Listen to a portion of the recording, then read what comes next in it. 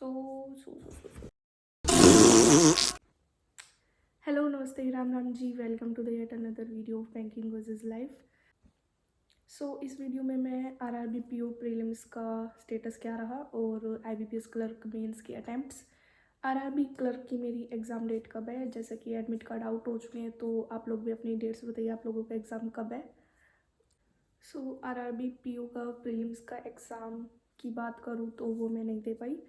मैं exam centre मतलब मैं लेट हो गई थी एग्ज़ाम सेंटर में, और ये इस साल का मेरा थर्ड प्रीलिम्स है जो मैंने लेट किया है। और इस साल मैंने 3 ही प्रीलिम्स दिए, जिसमें कि IBPS PO, IBPS clerk and अब ये फाइनल होगा मेरा आरआरबी क्लर्क का। आईबीपीएस क्लर्क मेंस के अटैम्प्ट्स की मैं बात करूँ तो जीए में आई थिंक मैंने सेक्शन ए जो है उसमें 4 क्वेश्चंस अटैम्प्ट किए हैं, जिसमें 2 मार्क्स का था वो, या मुझे पता नहीं अभी। और उसके बाद जो सेक्शन बी था, मेरे को इतना ही याद आ रहा है कि हाँ, जो फर्स्ट वाला था उसमें मैंने 4 किए थे और जो सेकंड वाला था उसमें मैंने 7 मार्क्स का अटैम्प्ट किया। तो 4 अगर वो 2-2 नंबर के हैं तो मतलब मैंने चेक किया है उसमें से, मतलब जितना भी मैंने चेक किया उस हिसाब से मेरे शायद 3 या 4 ही ठीक बैठ रहे हैं और मेरा कुछ ठीक नहीं बैठ रहे हैं बाकी के। तो जीए में मुझे नहीं लगता कि सेक्शनल ही निकलेगी मेरी।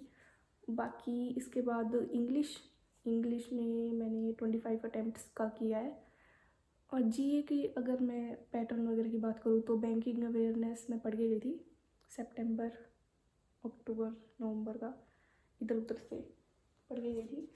मैंने बनाए थे सही लेवल पे नोट्स, बढ़िया स्टडी आई थी उससे, और फिर मुझे लगा कि इसमें से आ जाएगा। फिर मैं जो है रट्टे मार रही थी, ये बैंक रेट्स वगैरह सब कुछ रट्टे मार रही हूँ बढ़िया तरीके से कि भाई कुछ तो आएगा। Savings, NSS, national saving certificate schemes वगैरह का कुछ तो आएगा, पर इसमें से कुछ नहीं आया। और पूरे रास्ते भी मैं बार बार परसेंटेजेस वगैरह ये सब कुछ देखते जा रही थी।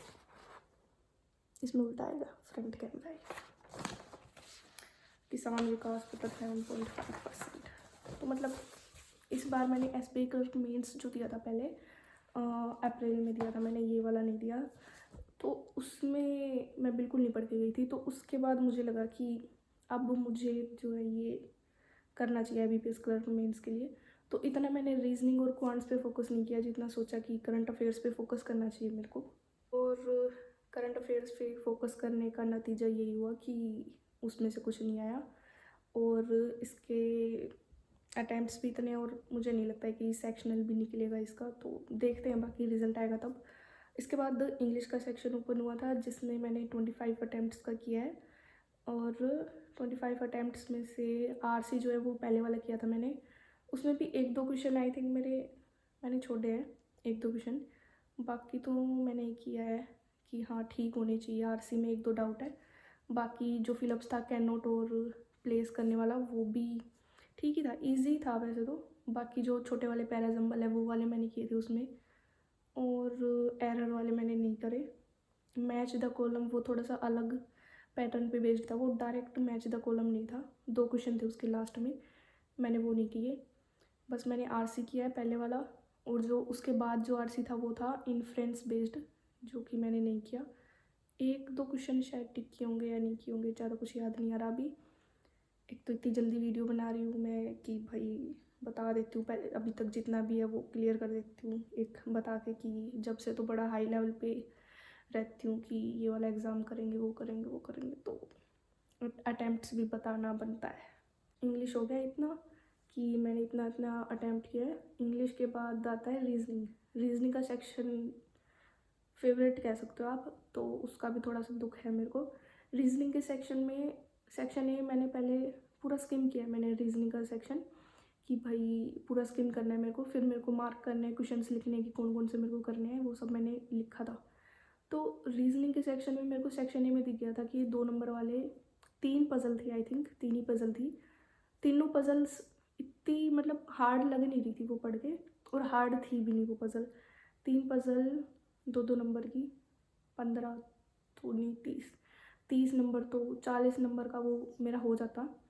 फिर मैंने सोचा कि वन लाइनर्स की भाई बाय चांस ना बने तो इस चीज़ में काफ़ी यहीं टाइम वेस्ट हो जाता आधे से ज़्यादा बच्चों का, और मेरा भी हुआ ही है थोड़ा बहुत, क्योंकि जो वन लाइनर डाटा सफिशिएंसी के क्वेश्चन थे सेक्शन बी में, वो उनमें बड़ा डाउटफुल रहता है कि आइदर होगा ओनली वन होगा या ओनली सेकंड होगा, बट मैंने वही किए हैं। सो सेक्शन बी का जो डाटा सफिशिएंसी वगैरह के क्वेश्चंस थे, मैंने सोचा कि अभी पहले मैंने कोडिड वाला एक क्वेश्चन था जिसमें कुछ कोड्स दिए होते हैं और उनका 1 2 3 4 या फिर LM करके कोड दिया होता है, उनके बेस्ड कुछ स्टेटमेंट्स दी होती है, आपको उन स्टेटमेंट्स को देख के फॉलो कर रहे हैं उसके हिसाब से आपको ऑप्शन क्लिक करना होता है।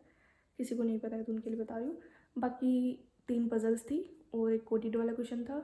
तो सेक्शन ए में मैंने एक कोडिड वाला क्वेश्चन किया है एंड एज बेस्ड पजल की है। आई थिंक उसमें थोड़ा ऐसा होता है ना कि बन जाएगा। मैंने काफ़ी रिलैक्स होकर पजल बनाई है, ईजी लग रही थी। 2 या 3 पॉसिबिलिटी में 2 में ही बन गई थी मेरी तो, आई थिंक, क्योंकि मैंने एज गलत लिख ली थी, तो शुक्र है मेरे को जल्दी पता चल गया कि एज का मैंने गड़बड़ करी है। मतलब 7 ईयर्स के गैप को या 17 ईयर के गैप को मैंने 2 में ऐड कर दिया था, ऐसे ऐड करना होता है ना, तो वो सब करके।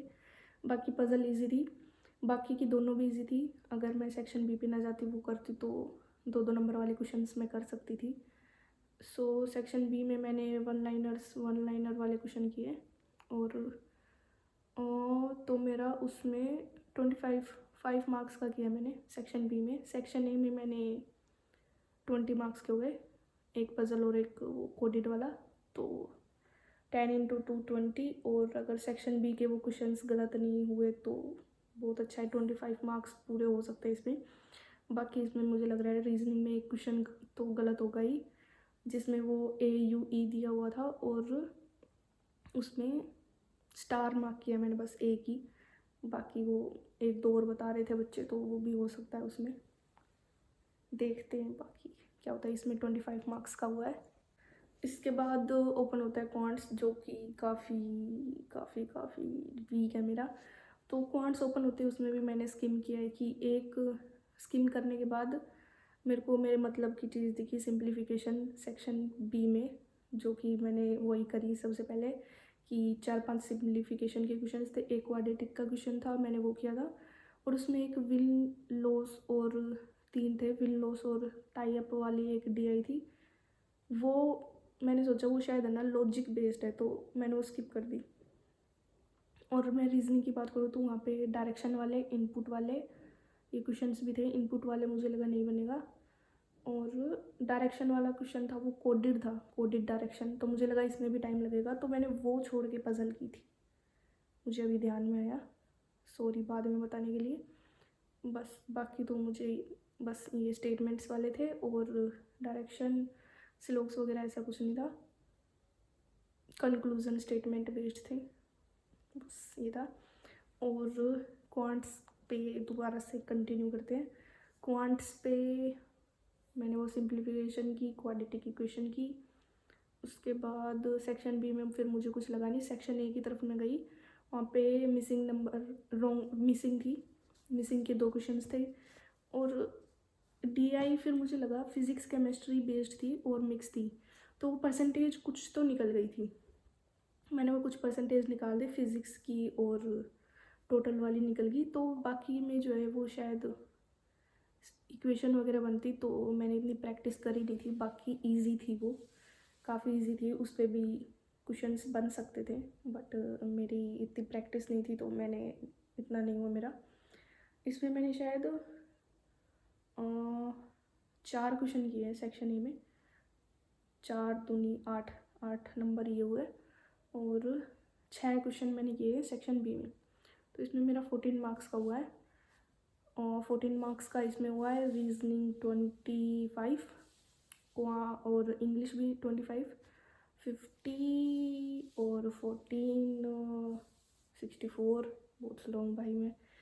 64 के बाद बाकी GA में आप लोग जोड़ लेना 2 3 क्वेश्चन, बस 79 के अप्रोक्स बन रहा था मेरा, मैंने चेक किया था जब। तो बाकी 60 65 तक मेरे ठीक हो जाए तो भी मैं काफ़ी खुश हो जाऊंगी, क्योंकि पढ़ना छोड़ देती हूँ मैं बीच बीच में। अगर मैं पढ़ती रहूँ तो काफ़ी ठीक हो जाएगा। एग्ज़ाम्स निकलने लग जाएंगे और ऐसे मुझे एंड टाइम पे नोट्स नहीं बनाने पड़ेंगे, बट ये नोट्स काम आएंगे आरआरबी क्लर्क के टाइम पे। तो आरआरबी क्लर्क के टाइम पे मैं इनको पढ़ लूँगी, क्योंकि समझ में तो आया ही है, अच्छे से पढ़ाया है टीचर्स ने। बट करंट अफेयर्स में किस पे बेस्ड ज़्यादा रखे थे,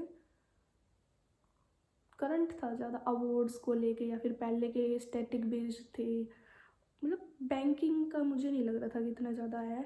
मैं पता नहीं हार्बिंगर वगैरह, आरबीआई की न्यूज़, रट्टे वट्टे जो भी था, शायद आगे आती होगी। नवंबर वाली ज़्यादा मैंने थोड़ी सी कर ली थी, नवंबर की भी करी थी बैंकिंग अवेयरनेस, स्टडी IQ से करी थी मैंने। बाकी आप लोग कहाँ से कर रहे हो, आप लोगों के अटैम्प्ट्स कितने हैं वो आप बताओ, और थोड़ा सा मोटिवेटिंग लाइंस लिख देना, कोई भी डिमोटिवेटिंग लाइन मत लिखना। एंड बस इतना ही है मेरा। IBPS क्लर्क का मैंने बता दिया, RRB PO का मैंने दिया नहीं। और RRB क्लर्क का मेरा है 13 को 10-15 बजे है मेरा RRB क्लर्क का। और मैं सोच रही थी कि मेरा 13 या 14 इन दोनों में से एक डेट हो जाए, क्योंकि बार बार ट्रैवलिंग करने में बड़ी हालत टाइट हो जाती है भाई। 4-5 घंटे के सफ़र में बड़ा दिमाग ख़राब हो जाता है वो। और फिर एक दिन मैं ट्रैवल करूँगी 12 को, 14 को फिर आऊँगी। और सेम सेंटर में मेरा जो SBI क्लर्क का प्रीलिम्स छूटा था, उसमें ही मेरा IBPS क्लर्क का था प्रीलिम्स, तो उसमें मैं गई, पहली बार था SBI क्लर्क का, वो छूट गया था। तो और अब मेरा RRB PO का जिसमें छूटा है नोएडा में किसी का हो तो बताना, सेक्टर 64 में, वहीं अब मेरा RRB क्लर्क का है। तो वहाँ बुला रहे हैं वो बार बार कि जाके सेंटर चेक करो कितनी दूर है, कितनी दूर नहीं है, तो मुझे वहाँ पे ट्रैवल करना पड़ेगा। बाकी आप लोग बताना, आप लोगों की पढ़ाई कैसे चल रही है, बाकी थचपच से हट के।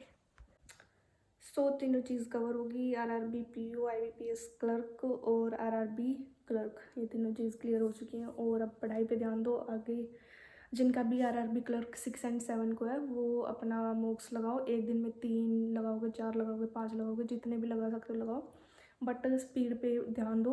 80 आउट ऑफ 80 आपको करने की कोशिश करनी है। उसमें से नेगेटिव चले जाते हैं काफ़ी नॉर्मलाइजेशन में, या फिर कैसे भी कह लो आप। तो 80 आउट ऑफ 80 करने की कोशिश करेंगे। मैं भी अपने मॉक का स्कोर शेयर करूँगी 10 दिनों में। मुझे लगा आज 31 होगी, पर आज 1 दिसंबर हो गया है।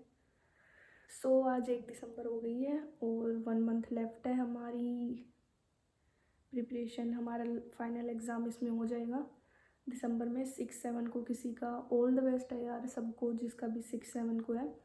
5 डेज़ में जितने मॉक्स लगा सकते हो आप लगाओ और अपनी प्रिपरेशन को और आगे बढ़ाओ। इसके बाद एग्ज़ाम्स चलते ही रहेंगे। प्रिपरेशन बीच में छोड़ना मत, स्किप मत करना, कंसिस्टेंसी ब्रेक मत करना, क्योंकि मेरे एग्ज़ाम्स ये मेंस वाले इसलिए थोड़े अच्छे नहीं हो रहे, क्योंकि बीच में कंसिस्टेंसी मैंने ब्रेक की है। और अच्छे हो सकते थे, वरना ये रीजनिंग के क्वेश्चंस बन सकते थे मेरे, क्वांट्स के बन सकते थे, 100 तक मैं भी रीच कर सकती थी, बट कंसिस्टेंसी ब्रेक होने के कारण वो 79 पर ही अटके हैं और उसमें भी नेगेटिव जाएंगे। बट मैं ये होप कर रही हूँ कि 65 तक आ जाए, तो थोड़ा ऐसे होता है ना, एक्यूरेसी मेंटेन रहे, फिर थोड़ा इतना आ जाए, ज़्यादा ना नेगेटिव हो। जीए में तो होंगे, इंग्लिश में 2-3 हो जाए बस। बाकी तो इंग्लिश में IBPS क्लर्क प्रीलिम्स में मेरे काफ़ी नेगेटिव गए थे, इंग्लिश में भी ऐसा था। सो अच्छे से प्रिपेयर करो। एंड अगर कोई बिगिनर है या फिर जो भी आप डाउट्स वगैरह, क्यूरीज वगैरह पूछना चाहते हो, तो आप मुझे टेलीग्राम एंड ट्विटर दोनों पे फॉलो कर सकते हो, लिंक डिस्क्रिप्शन में दिया हुआ है। और इसके साथ ही इम्पोर्टेंट जो चैनल्स हैं उनके भी लिंक डिस्क्रिप्शन में प्रोवाइडेड हैं, वो भी आप जाके फॉलो कर सकते हो।